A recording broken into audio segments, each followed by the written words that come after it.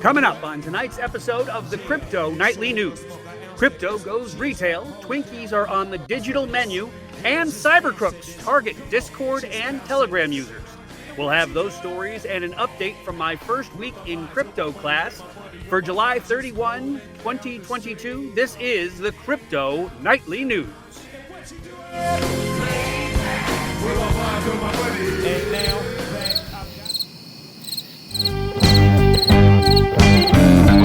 We all know that crypto covers the term future of the digital asset compared to last year's survey.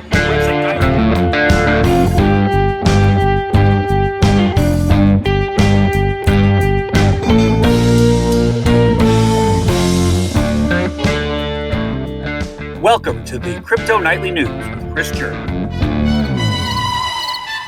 Welcome to this week's episode of the Crypto Nightly News. I'm your host, Christopher German, coming to you from deep in the monsoon-laden deserts of southern Utah.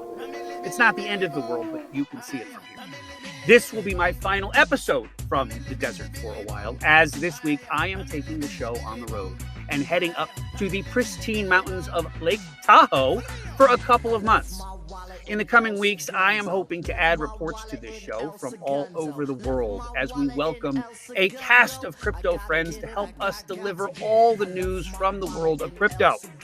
I've also gotten several requests from folks who want to make an appearance on this show of late, and I will happily invite any and all who would like to take part in these broadcasts. If you'd like some help growing your business, spreading the word about your business, about what you do, or if you have a special understanding and can help share that with our audience about the metaverse, crypto, DeFi, and all the other weird and wild stuff that this brave new world beholds, all you got to do is shoot me an email, info@thechartedlife.net. And bear with me, as I wander the western half of our beloved nation for this next week, I might be a little bit late in getting back to emails.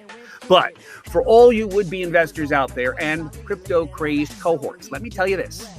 I am no crypto bro, no king of crypto, no advice-advancing influencer, or investment advising YouTuber. In fact, I have no business or training as a financial advisor at all. And I would encourage you, if you want that kind of thing, to bypass the pontificating pornographers of prurient, punctilious crypto conjecture and find yourself a good old American CPA for financial factitude. This is for educational and informational purposes only, so be you warned. Now, it's Sunday evening and a time to find the inner peace that can only be found on the dark, sacred night of the day the good Lord rested. But before you do that, top off your Chardonnay and throw another onion in your gimlet and sit right back, because we are not ready for Monday to come just yet, are we? I didn't think so.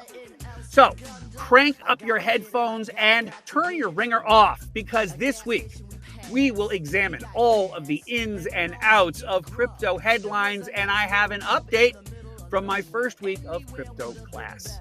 I also have a video that if you plan on living and breathing for the next few decades, you really ought to see. So, the future is now, and we aim to investigate every last little detail of its approach, so welcome aboard and buckle yourself in for the best half hour in crypto to grace the airwaves. Going out from shore to shore and pole to pole across the international dateline and on both sides of the equator, this is the Crypto Nightly News. Left my wallet in El Segundo. Markets were up this week with Bitcoin and ETH both posting double-digit gains for the week. Bitcoin was up nearly 10% on the week, while ETH jumped to nearly 13%. Everyone in the class of the top 30 posted green for the weekly tally, except for Unis Said Leo, down some 14% on the weekly look back.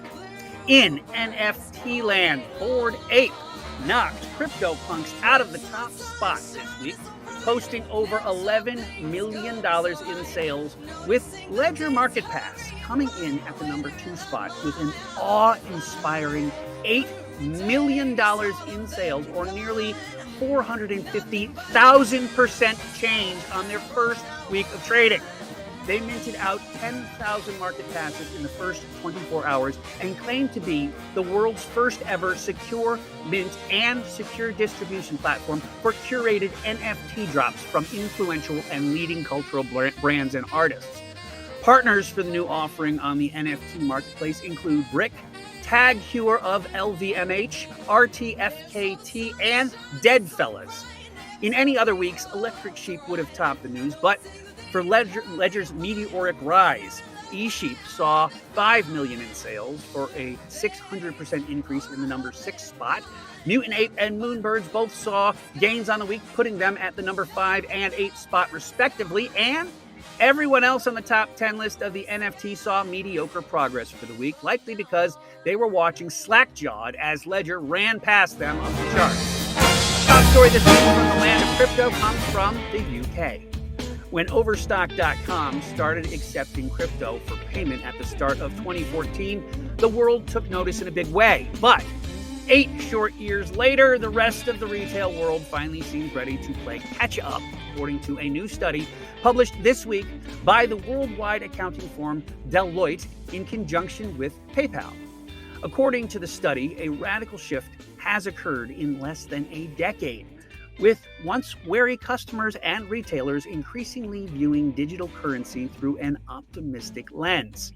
The study sampled 2,000 senior executives from retail industries who represent a range of subsectors, including cosmetics, electronics, fashion, transportation, food, and beverage, and found out that nearly 75% of retailers plan to accept either cryptocurrency or stablecoin payments within the next 2 years. The study says that although digital currency payments may not yet be an everyday occurrence for the average customer, overall interest in digitally native solutions is significant, especially among younger generations. It's a sign to retailers that those that fail to embrace the customer's demand of this trend run the risk of being left behind and losing out on profits. 83% of retailers expect consumer interest in digital currencies to increase over the next year, and a little over half of them have invested over $1 million into enabling digital payments, according to the survey. For consumers, that means you could soon buy clothes, drinks, beauty products, and more with crypto. If you're packing on the pounds to hibernate through this crypto winter, you have a whole new calorie-packed confection to aid your blubber building. Oh, it's Twinkie the Kid! Hostess announced the release of a crypto-themed cake this week that sports all the cream-filled, spongy goodness of a Twinkie in a coin-shaped treat they're calling Twink. Indistinguishable from the original Twinkies, the same yellow sponge cake in the 1970s petroleum-based cream filling, they chose to abandon the classic Twinkie-shaped mold in favor of what they say is a coin-shaped disc. The interwebs is having some fun, saying it's really just a cake shape. And while the $sign in front of the name is a fun nod to the cash tag used to track discussions of a particular online crypto asset, TwinkCoin has nothing to do with blockchain and does not require any knowledge of cryptocurrency to enjoy. This isn't the first time that crypto has edged its way onto your dinner plate. The New York-based beverage maker Long Island Iced Tea changed its name to Long Blockchain Core in 2017, causing stocks to skyrocket over 200%. In 2021, Taco Bell joined the crypto collectible craze and minted their own non-fungible token that promptly sold out. And even Pringles has hopped on the bandwagon, releasing limited edition crypto crisps the same year. But you won't be seeing TwinkCoin anytime soon on Coinbase. The crypto confections can be bought exclusively through PopWild for now, but just like Bitcoin, the supply is limited. And dentists everywhere are breathing a sigh of relief at this part of the story. Purchases will be restricted to 3 boxes per person, and they're only available until August 8th. Now, in keeping with the food theme, it's time for the Crypto Potato Weekly Roundup.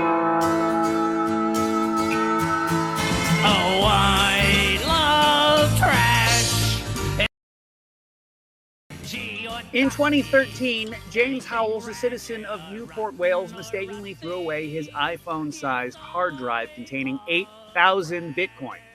To find his lost possessions worth around $169 million as of now, the 36-year-old man has developed an $11 million master plan involving robot dogs and artificial intelligence-powered machines. It all started in 2009 when he mined the crypto stash. Back then, the primary cryptocurrency was worth mere cents, so he didn't pay much attention to his stash. In 2013, however, the Welsh was reorganizing his desk and started throwing away unnecessary items. Unlucky for him, he had two identical laptop hard drives, one empty and one with 8,000 Bitcoin on it. Needless to say, the latter ended up in the rubbish bag and now lays underneath 110,000 tons of garbage. Howells has spent the last 9 years seeking permission from the local authorities to dig for his hard drive. Newport City Council, though, denied his requests multiple times, warning that the search could damage the environment and ruin land. The plan includes the employment of robot dogs, human labor, and artificial intelligence machinery, which should explore the area in a way that does not harm the natural landscape. I love it because it's trash. Below one, I needed money cause I had none. I fought below one, I fought below. Next on deck, the U.S. State Department issued a $10 million bounty payable to anyone who gives valuable information that could be used against North Korean cryptocurrency hacking collectives, doubling the previous bounty promised in March of 2022.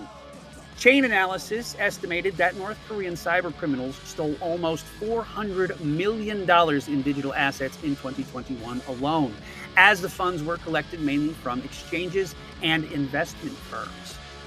Last month, Elliptic claimed that notorious cyber gang based in the East Asian country, the Lazarus, was one of the ones that breached Harmony and drained $100 million worth of money.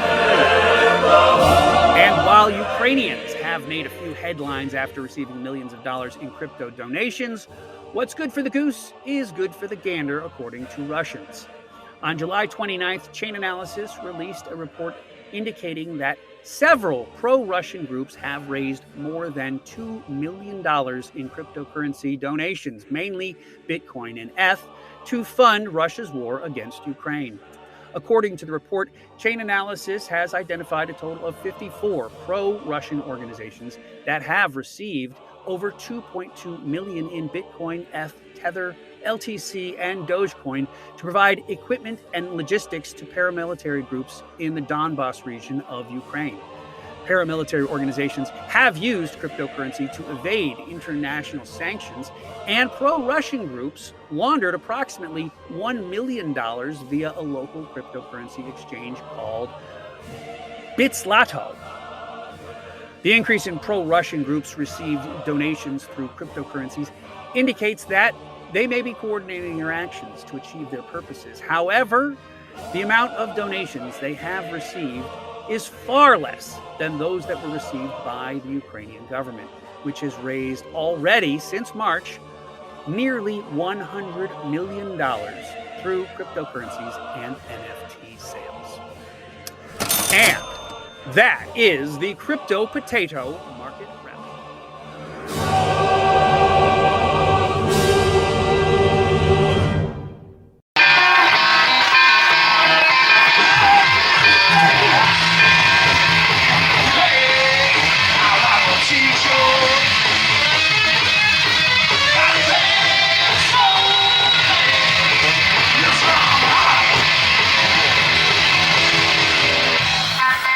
This is a new segment I'll be adding to this newscast for the next 7 weeks, as this is the week I started my class with Luma Wealth.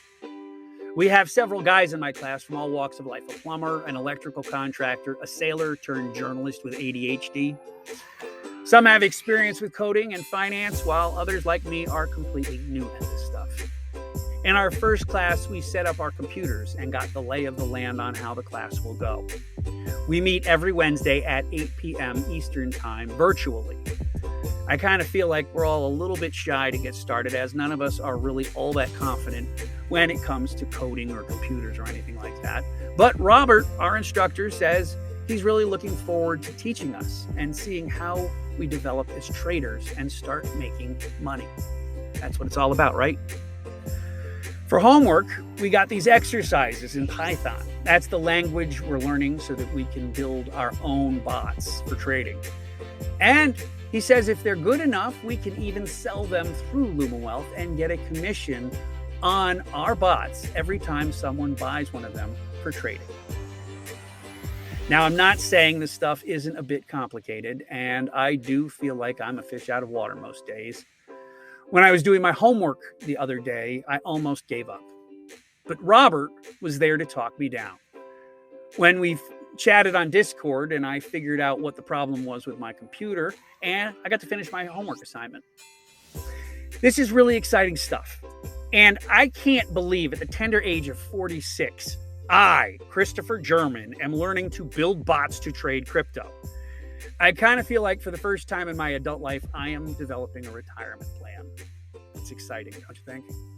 I can't tell you how much I'd love for you to try your hand at this stuff. They have an upcoming class in October. It starts October 10th. And if you act before September 5th, you can get an early bird discount on the class. The cost is tax deductible, and you could even make your investment back by what you make in the market and on commissions from what you build in class. It's really a great opportunity, and I am so glad I am doing this for myself. Go to lumawealth.com. Tell them the Crypto Nightly News sent you. Don't you think it's time you invested in yourself?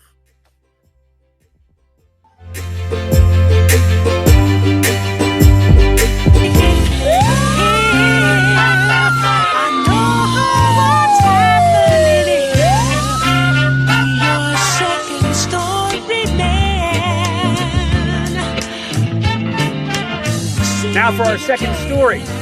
Telegram and Discord attract cyber criminals looking to abuse built-in app features for their advantage. Threat actors combine legitimate app functionality with malicious software to attack unsuspecting users, according to researchers at Intel 471, a cyber threat intelligence company that made a report this week. Several info mining bots that rely on Discord and Telegram float around the web, available for download. For example, Blitzed Grabber relies on Discord's webhooks feature, similar to an application programming interface. Webhooks provide an easy way to have automated messages and data updates sent from a victim's machine into a particular messaging channel.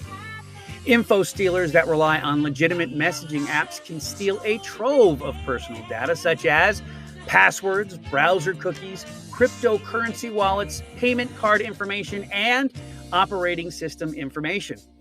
Intel 471 researchers noted a Telegram bot called X-Files that allows operators to instruct it via command prompts inside Telegram. After the bot infects the victim's computer with the malware, attackers can scrape your browser from anything from passwords to credit card info. Intel 471 observed what it calls an uptick in services being flagged on the cybercrime underground that provide access to bots that can intercept one-time password tokens, which threat actors can weaponize to defraud users. One bot known as Astro OTP gives threat actors access to both one-time passwords and text verification codes. Cyber criminals can control the bots directly through the Telegram interface by executing simple commands. The current going rate for Astro OTP on the Hackers Forum is $25 US for a one-day subscription or $300 US for a lifetime subscription. Researchers fear that Telegram and Discord bots allow entry-level cyber criminals to sharpen their skills and get acquainted with the cyber underworld, enticing them to pivot deeper into other criminal ventures. This week's video segment is a throwback to what we talked about last week in our Democracy in Crypto episode. Back in October of 2018, Peter Van Valkenburg was asked to explain the concept of Bitcoin to Congress. What he said has been bouncing around the zeitgeist this week, and I found it on TikTok under the title, "The Best Explanation of Bitcoin You Will Ever Hear." That got my attention, and I watched it with last week's episode still ringing in my ears. Crypto is changing the way the world works, and if you watch or hear nothing else in this broadcast, you should pay attention to this. It was true in 2018, and it's even more true today. Mr. and Mrs. America, this is Peter Van Valkenburg. Valkenburg. Chairman Crapo, Ranking Member Brown, members of the committee. Thank you for the opportunity to speak with you today. My name is Peter Van Valkenburg, and I'm the Director of Research at Coin Center, an independent nonprofit focused on the public policy issues affecting cryptocurrency and public blockchain networks. What is Bitcoin? Bitcoin is the world's first cryptocurrency, and it works because of the world's first public blockchain network. What does Bitcoin do? It's simple. It lets you send and receive value to and from anyone in the world using nothing more than a computer and an internet connection. Now, why is it revolutionary? Because unlike every other tool for sending money over the internet, it works without the need to trust a middleman. The lack of any corporation in between means that Bitcoin is the world's first public digital payments infrastructure. And by public, I simply mean available to all and not owned by any single entity. Now, we have public infrastructure for information, for websites, for email. It's called the internet. But the only public payments infrastructure that we have is cash, as in paper money. And it only works in face-to-face transactions. Before Bitcoin, if you wanted to pay someone remotely over the phone or the internet, then you could not use public infrastructure. You would rely on a private bank to open their books and add a ledger entry that debits you and credits the person you're paying. And if you both don't use the same bank, well, then there'll be multiple banks and multiple ledger entries in between. With Bitcoin, the ledger is the public blockchain, and anyone can add an entry to that ledger, transferring their Bitcoins to someone else. And anyone, regardless of their nationality, race, religion, gender, sex, or creditworthiness, can for absolutely no cost create a Bitcoin address in order to receive payments digitally. Bitcoin is the world's first globally accessible public money. Is it perfect? No. Neither was email when it was invented in 1972. Bitcoin's not the best money on every margin. It's not yet accepted everywhere. It's not used often to quote prices, and it's not always a stable store of value.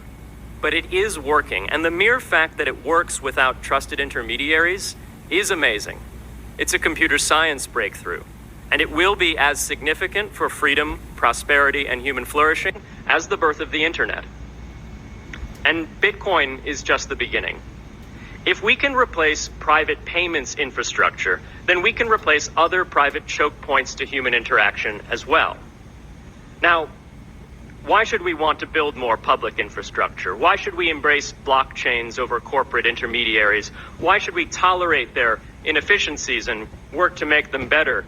Why should we want the pioneers of this technology here in the United States and not fleeing overseas?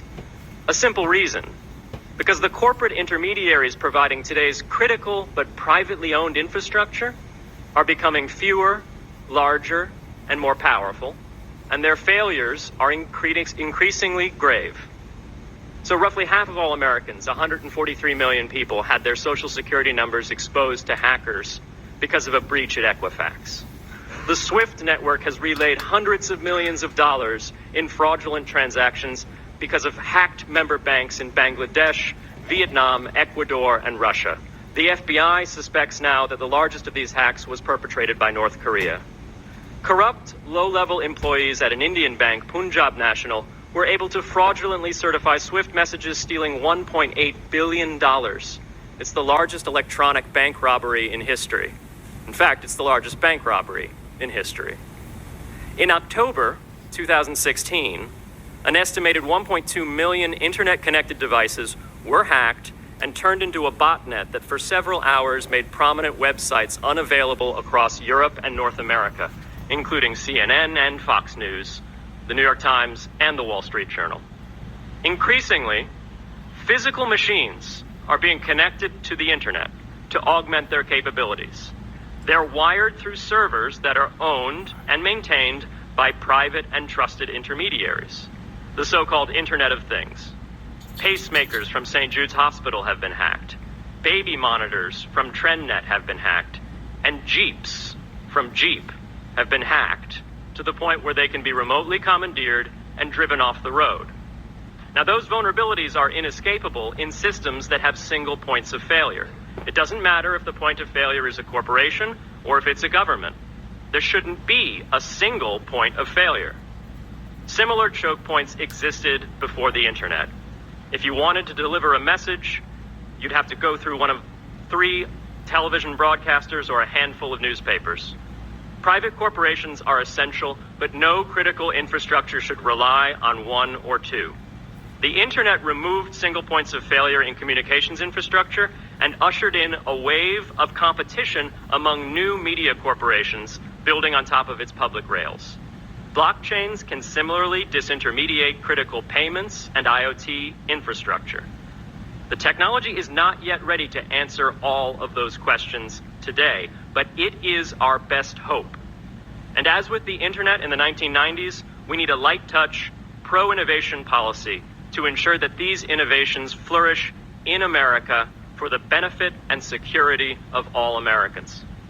Thank you, and I look forward to your questions. The Great Loop is Evel Knievel jumping the Snake River, combined with The Truman Show, combined with America's Got Talent. It's a combination of all of these different mechanisms all together, and we're going to turn it into a TV show.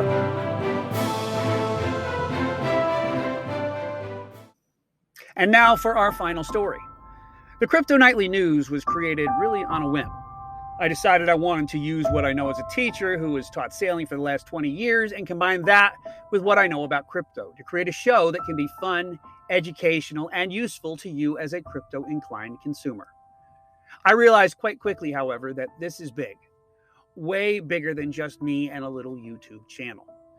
Thanks to Glacier FM and the good folks over at Co-Host, we are working to bring this show to people all over the world.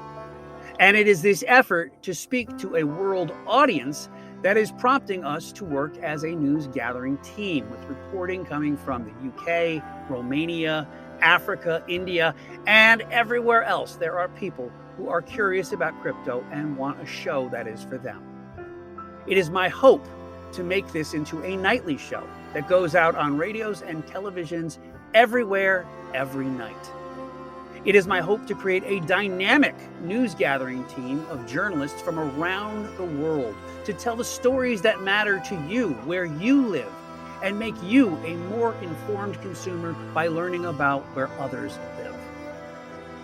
As I said in the beginning of this show, I am heading up to Lake Tahoe for a couple of months. That sailing guy, me, is a captain by trade, and while I wish I could do this full time, I have to pay some bills and I have to keep this show going at the same time. So I'm taking a job up there, but I am going to keep putting this show together for you. You can help by contributing to our new Kickstarter campaign that's going to go live this week, I hope. Just look for the Crypto Nightly News on Kickstarter, or check out our website when that goes live, hopefully very, very soon. Crypto is changing the way our world works and helping people from all walks of life who have not had the chance to build wealth ever before.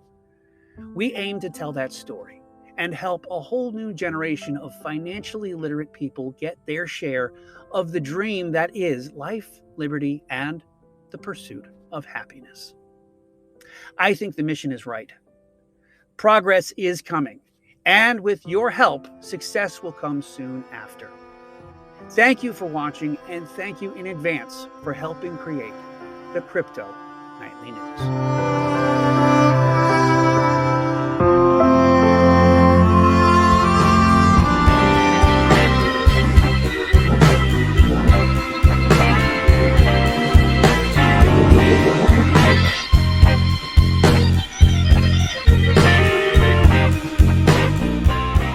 Can you believe our time together has come to an end already? I feel almost like Mr. Rogers saying goodbye at the end of some episode where he explores how marbles are made while he puts his tennis shoes in the closet. But finish we must. Big thanks to our sponsor, Luma Wealth, and to each and every one of you who subscribed to our YouTube channel this week. Shout out to Glacier FM and our new partners over at Co-Host. If you haven't heard us on your favorite podcasting platform yet, you can also listen on Glacier FM and Glacier Underground online. Tell your friends by sharing this episode on your social media feed and tag your favorite coin in the post. Well, give them a call out too. Next week, we'll be coming from someplace in Lake Tahoe, California. So make sure you tune in because I am told it's breathtakingly beautiful there, and I hope to bring some of that beauty into this show. Check us out each week at 9 p.m. on Sundays on YouTube and Glacier FM, and streaming all the time, 24/7 on your favorite podcasting station. So thanks for tuning in, and as always, trade safely, my friends. For the Crypto Nightly News for July 31, 2022, I am Christopher German. Have yourself a great week. Bye-bye.